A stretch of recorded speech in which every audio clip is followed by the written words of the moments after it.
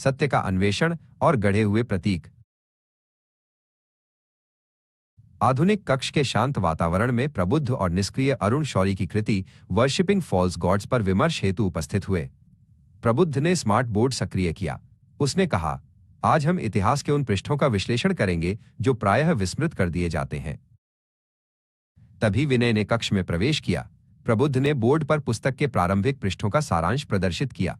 विनय ने गंभीर स्वर में कहा, सत्य का अन्वेषण साहस की अपेक्षा करता है, विशेषकर जब वो स्थापित धारणाओं को चुनौती दे।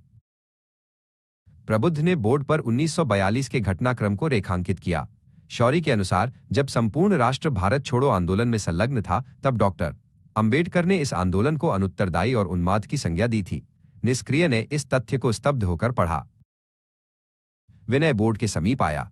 वहां प्रदर्शित साक्ष्यों ने स्पष्ट किया कि 1942 से 1946 के मध्य अंबेडकर ब्रिटिश वायसराय की कार्यकारिणी परिषद में श्रम सदस्य के रूप में कार्यरत थे। वो उस सत्ता का अंग थे जो स्वाधीनता सेनानियों का दमन कर रही थी। स्मार्ट बोर्ड पर अंबेडकर का एक उद्धरण उभरा जिसमें उन्होंने ब्रिटिश शासन को दलितों के लिए कांग्रेस की तुलना में अधिक हितकारी बताया था। निष्क्रिय और विनय इस वैचारिक द्वंद्व को समझने का प्रयास करने लगे। प्रबुद्ध ने आगे बताया कि शौरी ने उन राजपत्रों का उल्लेख किया है जो सिद्ध करते हैं कि अंबेडकर ने राष्ट्रीय स्वतंत्रता की अपेक्षा ब्रिटिश संरक्षण में सामाजिक सुधारों को अधिक प्राथमिकता दी थी। विनय ने इसे तटस्थता से ग्रहण किया। संविधान सभा के संदर्भ में बोर्ड पर प्रदर्शित चार्ट ने यह दर्शाया कि संविधान निर्माण में BN राव और अन्य विद्वानों का योगदान भी अत्यंत महत्वपूर्ण था।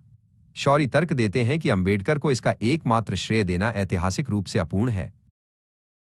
विनय ने अपनी टिप्पणी में कहा, इतिहास के ये तथ्य वर्तमान शिक्षण सामग्री से लुप्त हैं। स्मार्ट बोर्ड पर 1940 के दशक की उन राजनीतिक बैठकों का विवरण था जहां अंबेडकर ने पृथक निर्वाचन मंडल की मांग पर बल दिया था। चर्चा के अंतिम चरण में प्रबुद्ध ने वर्तमान स्थिति पर प्रकाश डाला।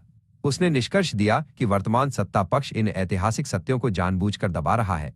वे अंबेडकर को केवल एक अभेद्य प्रतीक बनाकर जनता को राजनीतिक लाभ हेतु भ्रमित कर रहे हैं। विनय ने कहा, जब नायक के दोष छिपाकर उसे देवता बना दिया जाता है तो विवेक का अंत हो जाता है। चर्चा समाप्त हुई। स्मार्ट बोर्ड पर अंतिम शब्द अंकित हुए, सत्य की पूजा ही वास्तविक उपासना है।